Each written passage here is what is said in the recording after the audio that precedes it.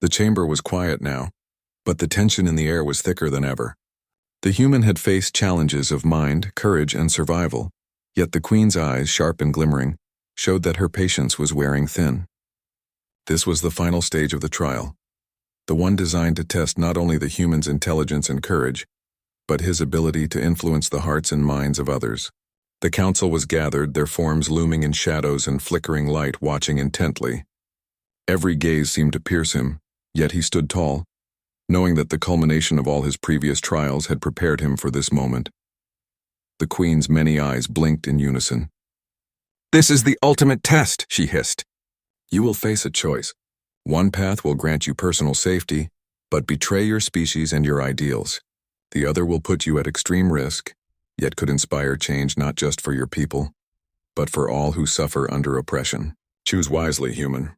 Your answer will define your fate and the fate of many." The human inhaled deeply, feeling the weight of the universe pressing down on him. He knew this moment was different. Every choice, every word, every action in this trial would be remembered, not just by the council or the Queen, but potentially by countless worlds. Fear surged through him, yet it was tempered by clarity. He had survived the impossible before, not because he was strongest or fastest, but because he stayed true to his mind, his values, and his courage. The simulation, or perhaps reality, shifted before him. A colony of humans, along with other species, appeared under threat from the Dominion's forces. The Queen's voice echoed in his mind. "Save yourself and your species suffers. Risk everything and they may thrive. What will you do?" He looked at the frightened holographic or maybe real figures below him. Their eyes mirrored hope, fear, and expectation. He knew what had to be done. "I will not abandon them," he said, his voice unwavering. "Even if it costs me everything, I will act to protect those who cannot defend themselves." The Queen hissed, her irritation rising. "Bold words, little human, but words are not enough. You will now act. Survive as long as you can. Lead, guide, and protect. Show me that your mind and your courage can stand against the Dominion itself." Without warning, the chamber transformed into a vast battlefield. Alien forces, some like monsters he had never imagined, some mechanical and enormous, advanced toward the colonies. The human's mind raced. He had no armies, no weapons, yet he remembered every lesson from the trials, the power of observation, of strategy, of inspiring others.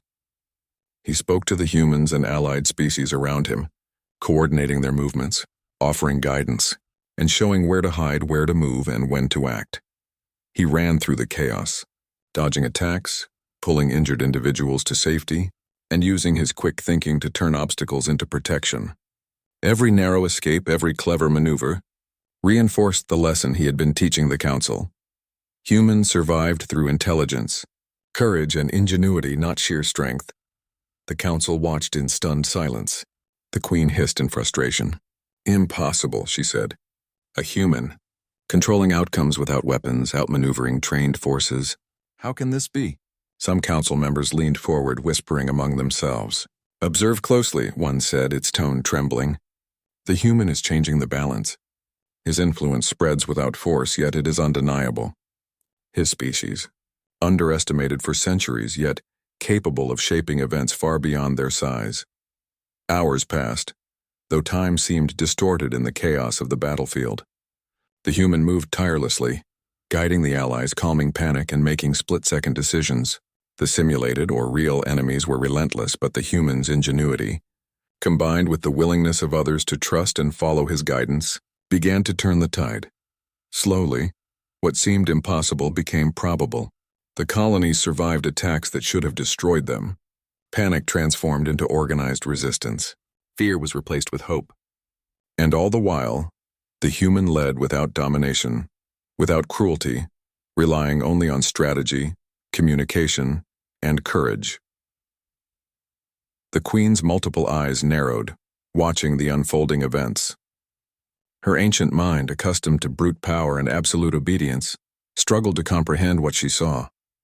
She had expected a failure, a human crushed by circumstances. Instead, she saw resilience, intelligence, and leadership, proof that humans could wield influence in ways no empire had accounted for. Finally, the battle subsided. The colonies had survived, the enemies had retreated, and the human stood among those he had guided, exhausted but unbowed. The council members exchanged glances, and even the queen's hiss was quieter, tinged with something akin to begrudging acknowledgement. "You have done more than I expected," she admitted, her voice tight with frustration. "You have survived impossible trials, led others without weapons, and challenged assumptions that have lasted centuries. Few beings could accomplish what you have. But know this, your influence is dangerous. You are a threat not because you are strong, but because you inspire. That is, something I cannot simply destroy." The human nodded, breathing heavily. "I do not wish to destroy. I wish only to help, to teach, and to show that courage and intelligence matter even when the odds are impossible. My goal is not conquest, but understanding and survival for all species." A silence fell over the chamber. Some council members murmured quietly, acknowledging the truth in his words. Others studied him with new respect. A few whispered of change, of possibility, of hope. The human had achieved something the Dominion had not expected. He had shifted perception, not by violence, but through courage, intelligence, and compassion. The queen hissed softly, pacing in thought. She realized that the human's trials were not just about testing an individual. They were about proving a new truth, that even the smallest, weakest species could stand against oppression, influence outcomes, and inspire change. Her centuries of power and control had faced a challenge that could not be crushed by force alone. "You have survived," she said finally, her voice carrying across the chamber. "And in doing so, you have forced even the council to reconsider assumptions about your species. You are remarkable. But remember, the galaxy is vast and danger is everywhere. Your trials have ended here, but the journey of humanity is only beginning." The human, exhausted yet proud, nodded. "I understand, and I am ready for whatever comes next. Not because I am stronger than others, but because courage, thought, and integrity cannot be destroyed." As the council dispersed, the human looked around. He had proven his species' worth, not through conquest or fear, but through qualities often dismissed as weak. Intelligence, courage, compassion, and the willingness to act in the face of danger had turned a moment of trial into a victory. The queen, watching from her throne, could not deny it. Humans were extraordinary. And in the quiet that followed, he realized a profound truth. The greatest weapon in the universe was not fire, nor claws, nor fleets. It was the human mind, combined with courage and heart, able to change perceptions, influence outcomes, and inspire even the most powerful beings to reconsider what was possible. The trials had ended, but the impact of one human standing firm would echo throughout the Dominion for centuries. The colonies were safe, the council's assumptions were challenged, and a single species, underestimated for so long, had proven that size and strength were not the only measures of power. The human exhaled, exhausted but triumphant. He had raised his hand when asked, spoken truth when fear pressed close, and faced trials that should have broken him. And in doing so, he had changed the minds of beings far older, stronger, and wiser than himself. The queen's hiss faded, replaced by silence. The council had seen it too. Humanity was not to be dismissed, underestimated, or ignored. They had survived, endured, and inspired. And the human knew deep down that this was only the beginning. He stepped forward, no crown, no weapons, no army. Only courage, thought, and unwavering belief in the value of life, truth, and action. And in that moment, the galaxy seemed to pause, acknowledging that a single human, a small hand raised in defiance, could change everything. The trials were over. Humanity had been proven, and the universe, vast and endless, had seen what it had never expected: the quiet, enduring, unstoppable power of a human mind. The morning on the Veyari colony arrived quietly, with the twin suns rising over the horizon and painting the sky in shades of amber and rose. Daniel stretched, feeling the first warmth of sunlight on his face. Today promised to be different. Lyra had told him that the elders wished to test their growing partnership in a practical project, something that would challenge both their skills, creativity, and ability to work together. Daniel felt a mixture of excitement and nervousness. He had learned a great deal about the Veyari customs and rhythms of daily life, but this would be the first time they were asked to prove their combined abilities in front of the entire colony. When he stepped outside, Lyra was waiting for him at the edge of the plaza, her silver skin catching the early light. "Good morning, Daniel," she said with her usual calm smile. The elders have chosen a project that will require both human ingenuity and Vayari understanding. Are you ready? Daniel adjusted his tool belt nervously. I think so. What is it? Lyra gestured toward a section of the colony where a small reservoir had started to overflow during the night. Water was spilling onto the surrounding walkways, threatening the delicate crystal structures. The system has malfunctioned, she explained. It will need careful adjustment, not only to repair the damage but to prevent future problems. The elders believe that working together you can find a solution. Daniel's heart raced. This was a serious challenge. It wasn't just a minor repair or a routine ritual. This project affected the colony itself. He glanced at Lyra, who gave him an encouraging nod. We will do this together, she said. They approached the reservoir, and Daniel immediately noticed that the design of the system was different from anything he had seen before. Channels carved from natural crystal led the water in precise patterns, and glowing plants along the edges helped regulate the flow. He frowned. We can't just add a pump like back on Earth, he said. It would damage the whole system. Lyra smiled. Correct. We must observe, understand, and act in harmony. The solution must respect the environment and the colony. Together, they began their investigation. Daniel carefully analyzed the channels and valves, noting where the water flow was obstructed. Lyra explained the natural cycles of the plants and how they absorbed water during excess periods. As they shared ideas, they began combining human engineering techniques with Vayari environmental knowledge. Daniel suggested small mechanical adjustments to the channels, while Lyra indicated where natural filters could be enhanced to guide water more effectively. At first, their plan encountered problems. A small misalignment caused water to spill onto a walkway, and Daniel groaned in frustration. Lyra remained calm. Mistakes are part of the process, she said. Do not let frustration cloud your mind. Observe and adjust.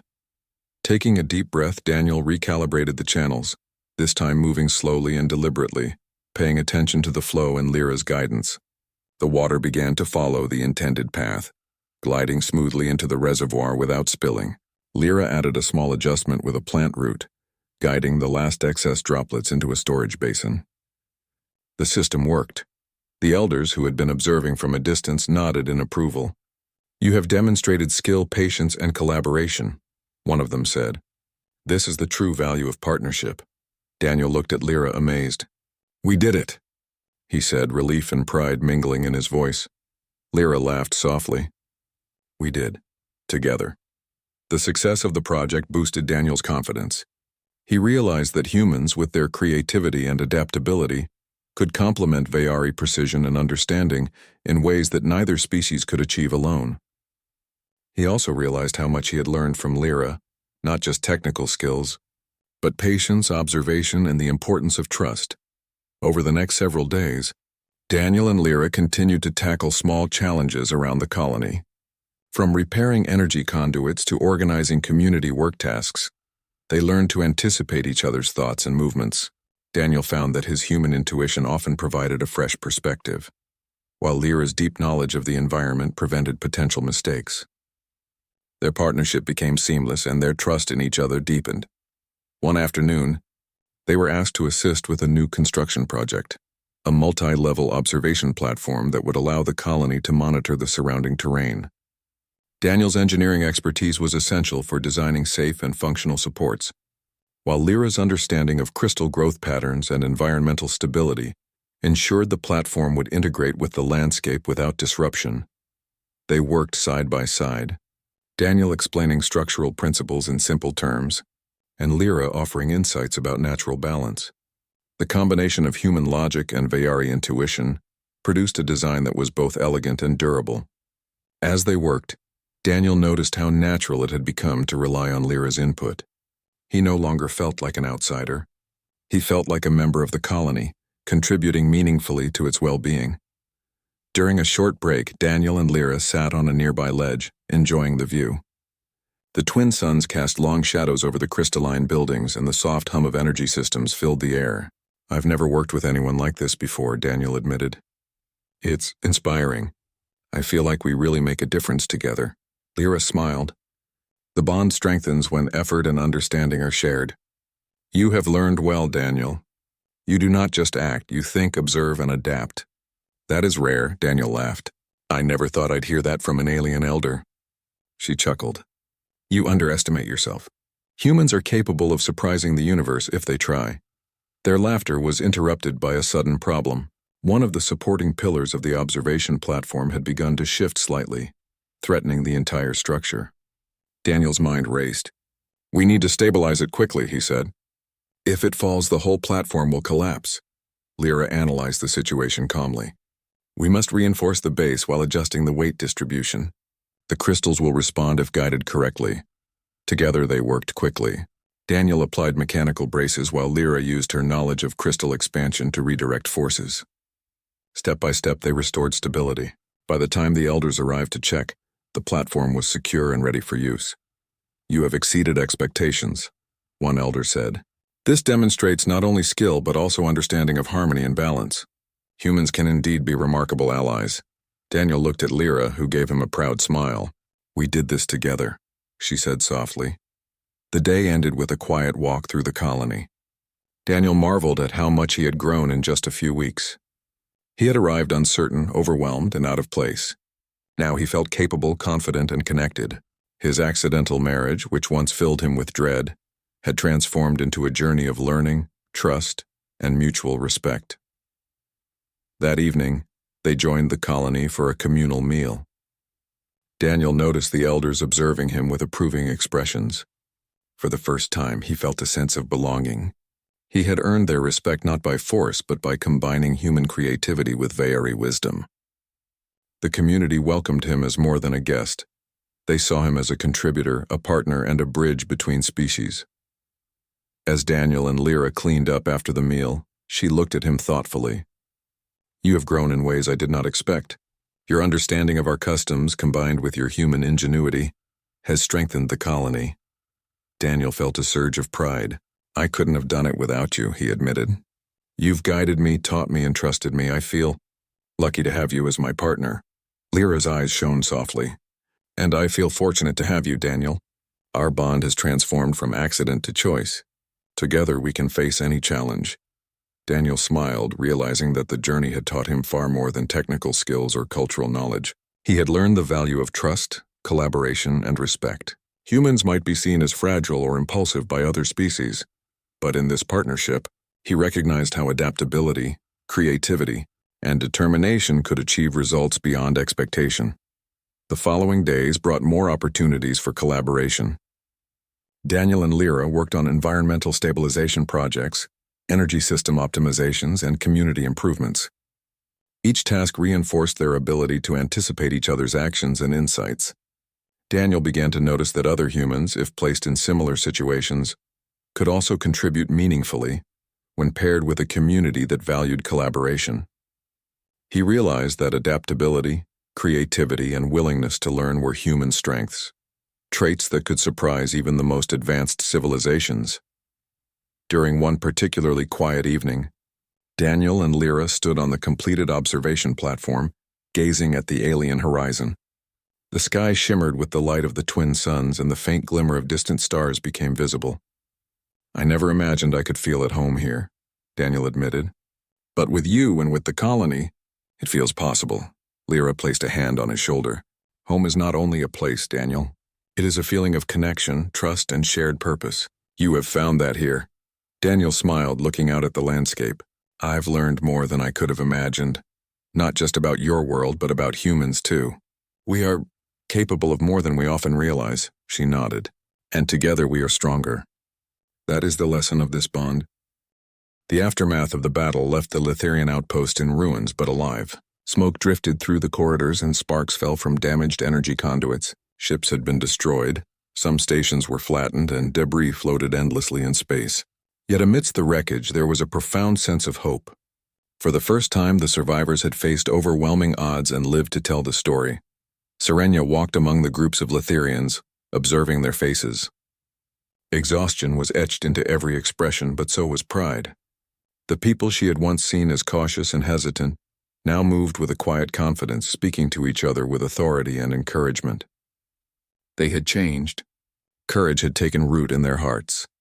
Kane, though wounded and weary, moved through the outpost with calm purpose, checking on survivors and overseeing repairs. He still carried himself with the same presence that had inspired them all, and Serenia felt a deep respect and gratitude toward him. He had not just taught them to fight, he had taught them to believe in themselves. The first task was to stabilize the outpost. Energy shields were rerouted, damaged systems repaired, and debris cleared from docking bays.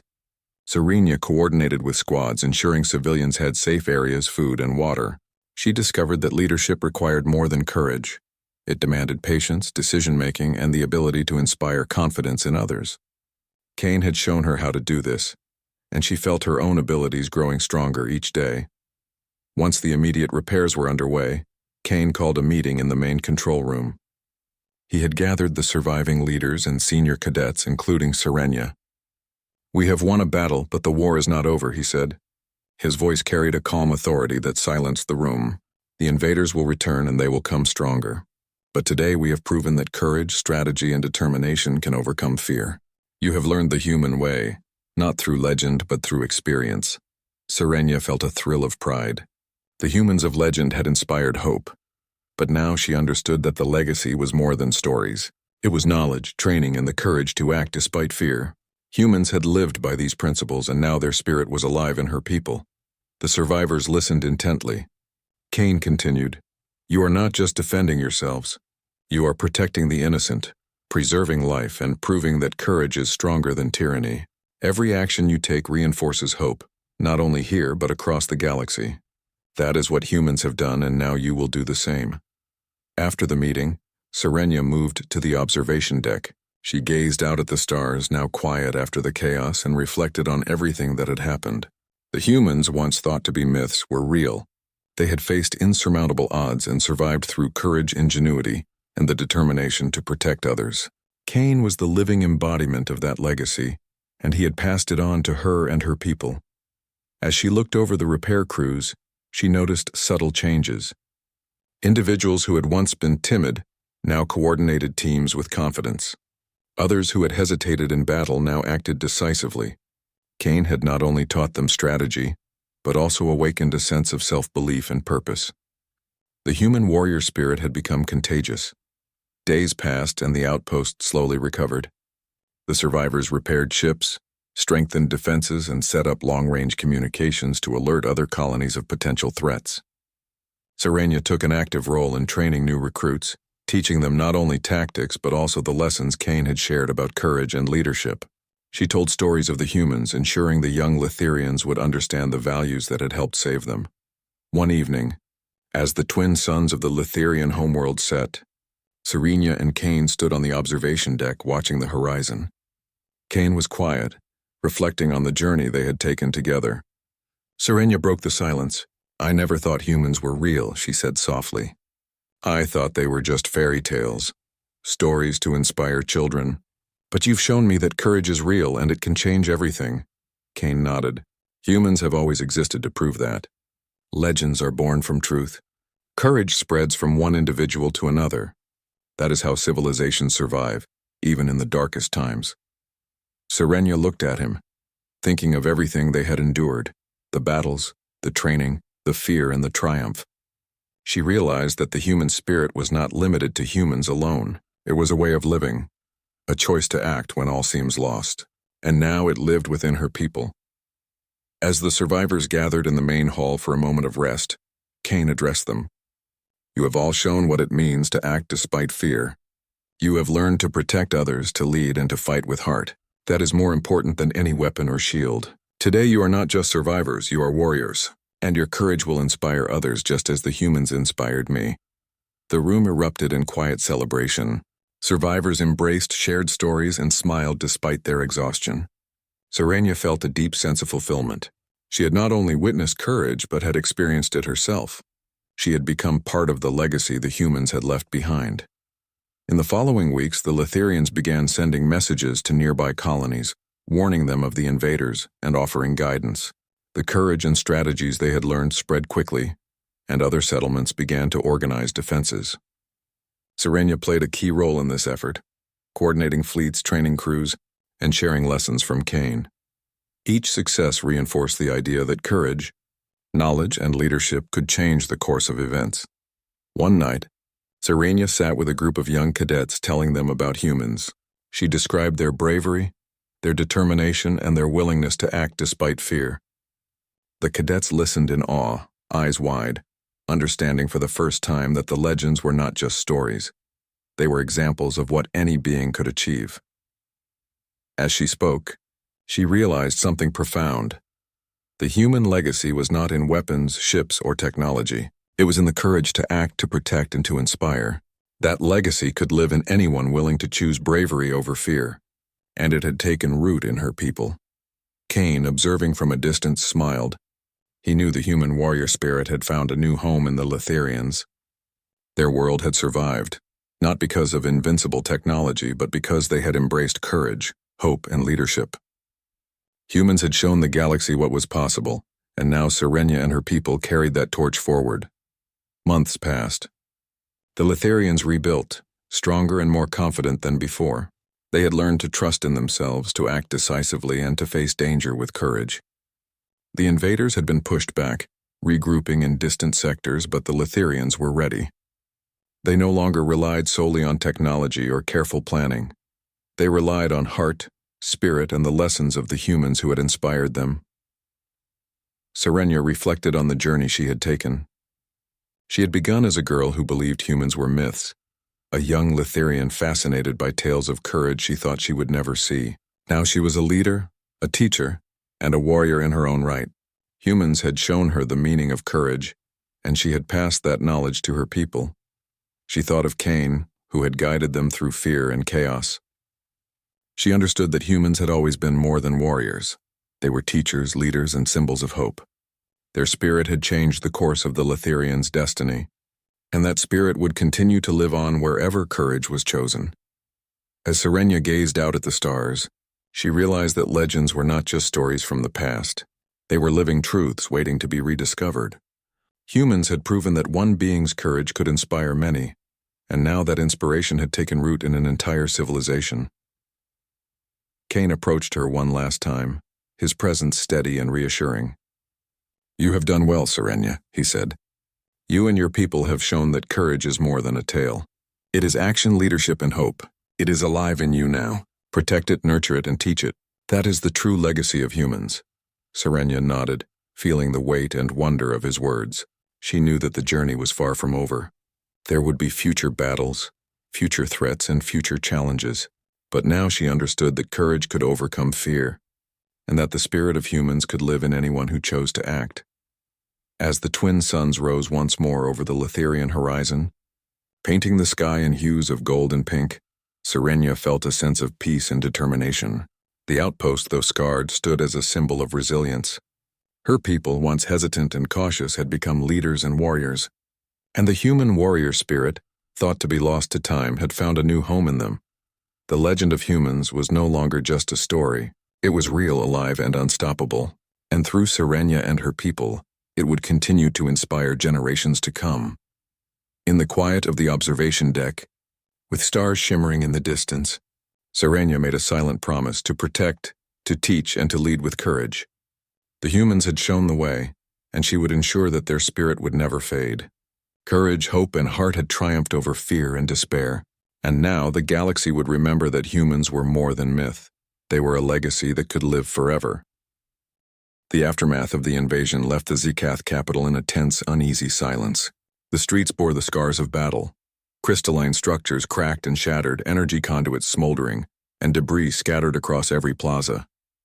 The citizens, though shaken, moved cautiously, repairing and rebuilding where they could. The queen, perched upon her obsidian throne, had ordered immediate reconstruction, but her mind was elsewhere. She could not stop thinking about the human who had saved the empire, a species she had long considered weak, fragile, and inconsequential. Elias Grant stood in the palace courtyard, overseeing efforts to secure the city. Soldiers, inspired by his previous leadership during the attack, followed his directions with precision.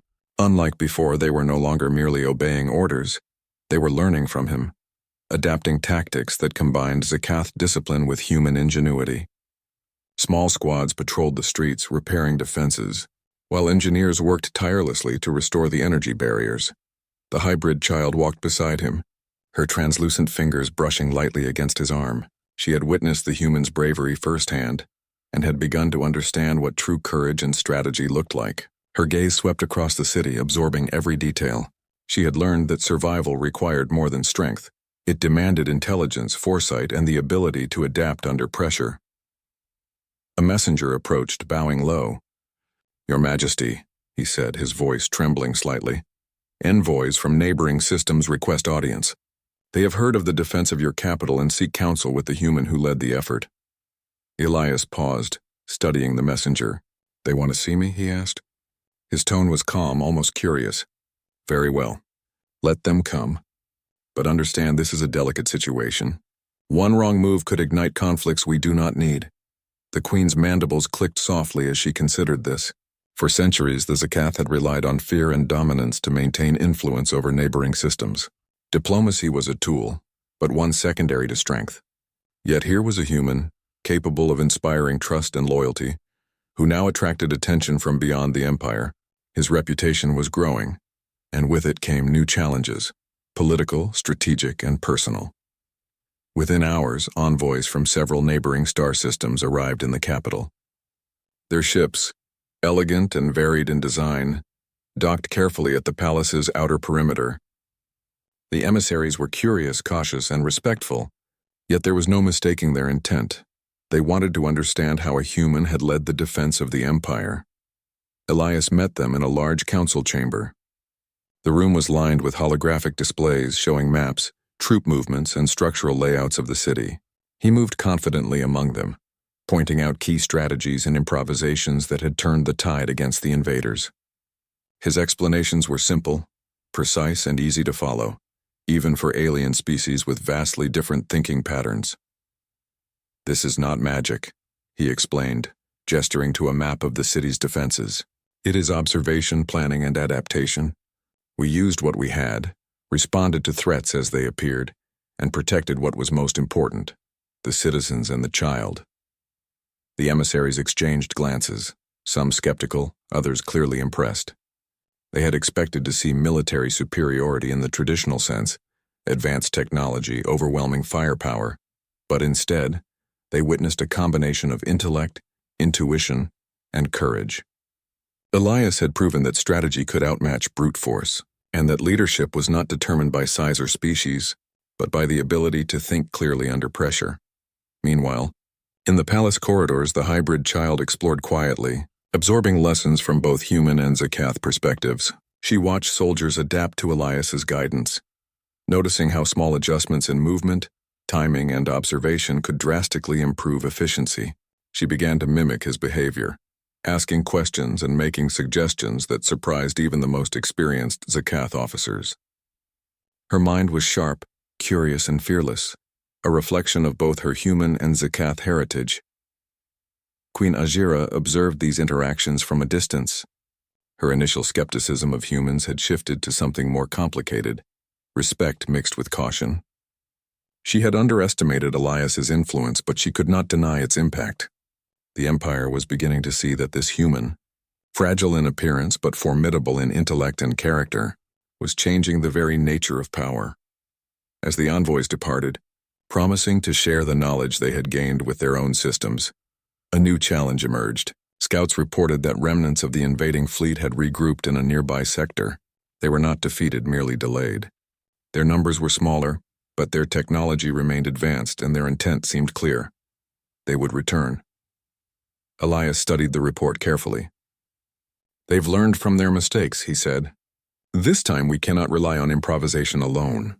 We need preparation, strategy, and unity, and we need to ensure the child remains safe above all else." The queen approached, her mandibles clicking softly. "You have demonstrated skill and courage," she said. "But the next threat may test more than your intellect. It will test the loyalty of our soldiers, the trust of the citizens, and the resilience of your bond with the child. Are you prepared for that?" Elias nodded. "I am, and I will adapt just as I always have. Survival depends on it." The preparations began immediately. Training exercises were implemented across the city, combining Zakath combat techniques with human improvisational strategies. Soldiers learned to anticipate enemy movements, think beyond rigid protocols, and protect civilians while engaging hostile forces. Engineers upgraded energy barriers, incorporating flexible designs that could withstand unpredictable attacks. Every aspect of the city became a learning ground, a testament to collaboration between species. During this time, the hybrid child continued to observe, often mimicking tactics and asking questions that challenged even experienced officers. She became a symbol of hope, demonstrating that intelligence and courage were not limited by size, age, or species. Her presence inspired soldiers to fight not out of fear, but for something greater: trust, loyalty, and the protection of those who could not defend themselves. Days passed in tense anticipation. Scouts returned with reports of enemy movements, allowing Elias and the Queen to adjust defenses continually. The city became a living organism, responsive and adaptive, guided by a human's ingenuity and the cooperation of Zakath soldiers. Citizens began to participate as well, reinforcing structures, providing intelligence, and supporting the defenders. The sense of unity was unprecedented, driven not by fear but by the leadership of a human who had earned their trust. Finally, the enemy fleet returned, approaching from the sector identified by scouts. This time they moved more cautiously, aware that their previous tactics had failed. The Zakath forces were ready, but the difference now was coordination. Human strategy had taught them to anticipate, adapt, and protect, not merely attack. The hybrid child stood beside Elias, her small hand in his, observing the fleet with a mixture of curiosity and determination. The battle began with the enemy attempting to disable outer defenses. Missiles streaked through the sky and energy blasts illuminated the clouds. But the city's adaptive strategies worked. Barriers shifted, squads moved with precision, and drones were intercepted before reaching populated areas. Every movement reflected lessons learned from the previous invasion, combined with human ingenuity. Elias coordinated the defense, issuing rapid commands that combined Zakath hierarchy with flexibility. Soldiers responded instinctively, executing maneuvers that balanced protocol and innovation. The hybrid child pointed out weak points in enemy formations, her observations guided by the lessons she had learned from Elias. Together, they created a dynamic force that neither human nor Zakath alone could achieve. Hours passed as the battle raged. The enemy adapted, attempting new strategies to breach the city. Yet each time, Elias anticipated their moves, directing countermeasures that protected the city while minimizing casualties. The Queen observed from the palace, her respect for the human growing with every decision. She had expected failure, yet here was a human turning desperation into victory, teaching lessons that even the Zakath could not have foreseen. By the end of the day, the enemy fleet was forced to retreat once again. The city had survived, and the bonds between human, hybrid child, and Zakath soldiers had been strengthened through shared experience. The Queen approached Elias and the child, her expression unreadable but her tone carrying approval. "You have done more than survive," she said. "You have transformed our understanding of strategy, loyalty, and courage. The Empire will remember this day not because of brute strength but because of intellect, adaptability, and the power of trust. Humans, perhaps we have underestimated you far too long." Elias bowed slightly, his hand still holding the child's. "We survived together," he said simply. "That is the only measure of success I need." The hybrid child smiled, her eyes shining with admiration and pride. She had witnessed courage, strategy, and care in action, learning lessons that would shape her understanding of leadership and trust for years to come. As night fell over the crystalline towers of the capital, the city rested, battered but unbroken. The morning sun broke through the glowing canopy of Veyra Prime, spilling golden light across the forest floor. Elias Mercer awoke first, careful not to disturb Leora. She lay beside him, her soft glow pulsing gently in rhythm with her breathing. Today felt different. There was a stillness in the forest, a sense of anticipation that Elias could feel in his chest. He rose quietly, stretching and preparing for the day ahead. Leora stirred, blinking her large, luminous eyes at him. She reached out instinctively, and he took her small hand in his. "Good morning, Leora," he said softly. Her glow brightened slightly, a response that seemed like a smile. Elias knew that whatever happened today, their bond would be tested. He could feel it in the subtle tension in the air, a signal that something important was coming. They moved through the forest carefully, Leora mimicking his movements, learning from his careful observation of the environment. Every step was deliberate. Every gesture was a lesson. Elias spoke softly to her, explaining the patterns of the trees, the behaviors of creatures, and the subtle shifts in the energy of the land. Leora absorbed everything, her glowing patterns shifting in ways that showed curiosity, understanding, and delight. As they approached a wide clearing, the air vibrated with energy. Elias' heart raced. The clearing was filled with a soft golden light, and in its center hovered a shimmering figure. The alien queen Kalith had returned. Her form was as majestic and imposing as he remembered, yet there was a warmth in her gaze, a quiet approval. She observed them silently, allowing Elias to approach with Leora safely in his arms. "Elias Mercer," she said, her voice melodic yet commanding. "You have cared for her well. You have taught, guided, and protected my daughter. I see the trust and bond that have formed between you." "This is what I hoped for." Elias lowered his gaze respectfully. "I have done my best," he replied. "She is extraordinary. I have learned more from her than I could have imagined." The queen's eyes softened, shifting color in a way that reflected her emotions. "Indeed, she is the bridge between our worlds. And you, human, have proven that your kind possesses qualities rare among the stars. Empathy, courage, and patience. These are the traits that can unite civilizations." Leora, sensing the queen's presence, lifted her small hands and emitted a soft glow. The forest responded, shimmering as though acknowledging her and the queen. Elias felt a surge of pride and awe. He realized that this moment was more than recognition. It was affirmation that their bond was meaningful, that humans could indeed play a role in shaping relationships across worlds. The queen floated closer. "Leora," she said softly, "you have learned much from him. You have begun to understand the ways of humans, their patience, their creativity, and their capacity for care. Remember these lessons, for they will guide you as you grow." Leora responded with a gentle pulse of light, her small hands reaching toward Elias.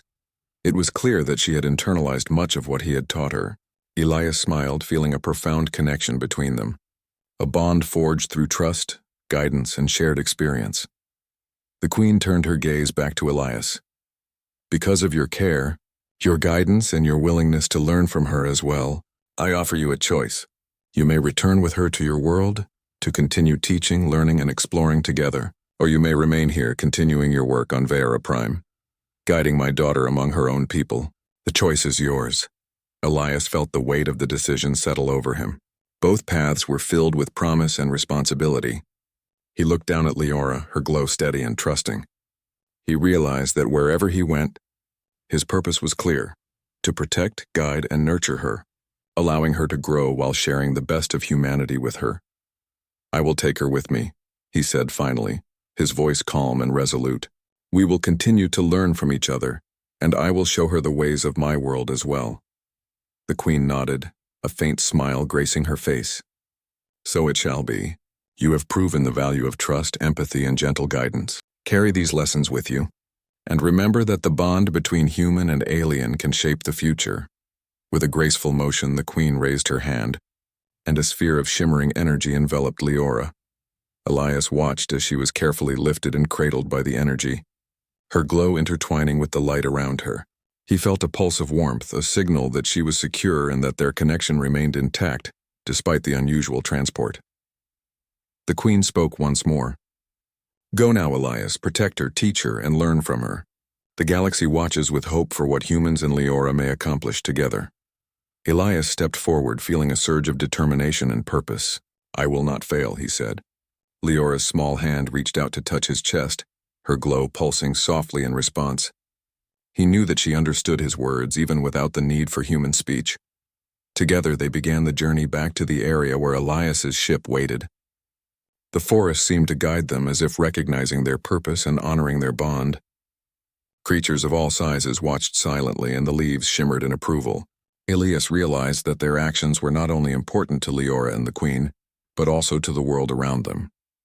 Every step they took reinforced the connection between species, showing that understanding and care could shape outcomes even in the most alien environments. As they reached the landing area, Elias carefully set Leora down. She looked up at him, her glow steady and trusting. He smiled. "Are you ready?" he asked. She responded with a soft pulse, moving to his side as they approached the ship. The journey home was quiet, but filled with reflection. Elias observed Leora as she watched the stars outside the ship's viewport. She seemed mesmerized, her glow shifting gently as if synchronizing with the movements of distant planets and moons. Elias realized that she was learning not just from him, but from the universe itself. When they entered Earth's orbit, the planet below looked familiar yet different to Leora. Elias gently explained the landscapes, the oceans, and the cities.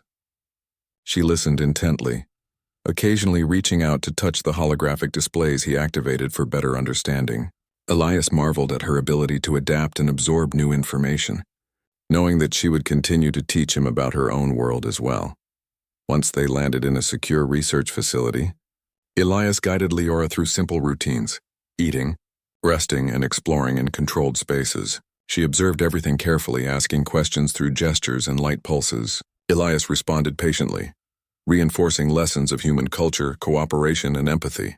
He encouraged her to explore safely, to interact with humans who were curious but respectful. Over time, Leora began to respond to humans with confidence. Her glow shifted in joyful patterns when she learned a new word or experienced a new sensation. Elias realized that she was becoming a cultural ambassador, not through force or command, but through her own curiosity, intelligence, and the lessons he had taught her. Their bond had grown into something extraordinary, a partnership that bridged worlds. One evening, as they watched the sunset from the observation deck, Elias reflected on the journey. He thought of the Queen's words, of the trials they had faced on Veyara Prime, and of the bond they had forged. Leora's small hand rested in his, and her glow pulsed in rhythm with his heartbeat. He understood that their story was only beginning. "Tomorrow," he said softly, "we will explore more of your world, Leora. There is so much for us to learn, together." She responded with a gentle pulse, and Elias smiled. He realized that humanity's gift, empathy, courage, patience, and creativity, was what allowed this partnership to exist. They had faced alien landscapes, dangerous creatures, and environmental challenges, and yet they had grown stronger together. As night fell, the city lights below twinkled like stars. Elias and Leora sat quietly, her glow soft and calm. He knew that the galaxy was watching, that other civilizations might take notice of what humans could accomplish through understanding and care, and he understood finally why the Queen had entrusted her daughter to him. This was more than a mission, more than a journey. It was proof that humans, with their empathy, creativity, and gentle strength, could form bonds that transcended worlds. Leora had taught him as much as he had taught her. Together they were not just human and alien, they were partners, explorers and ambassadors of trust. And as Elias watched Leora's glow pulse softly against the backdrop of Earth's night sky, he knew that whatever challenges awaited them in the future, they would face them together. Their bond, fragile and extraordinary, had the power to shape not only their lives but the relationships between worlds, showing that gentleness, patience, and empathy were the greatest strengths any species could possess. The stars above seemed to shine brighter that night, reflecting the light of a unique partnership, human and alien, teacher and student, protector and child, ready to explore the universe together. Elias whispered softly, "We've only just begun, Leora, and I promise we will do it together." She responded with a pulse of light, and for the first time Elias felt the full weight and wonder of the adventure ahead. The galaxy, it seemed, was full of possibilities, and together they were ready to meet them all.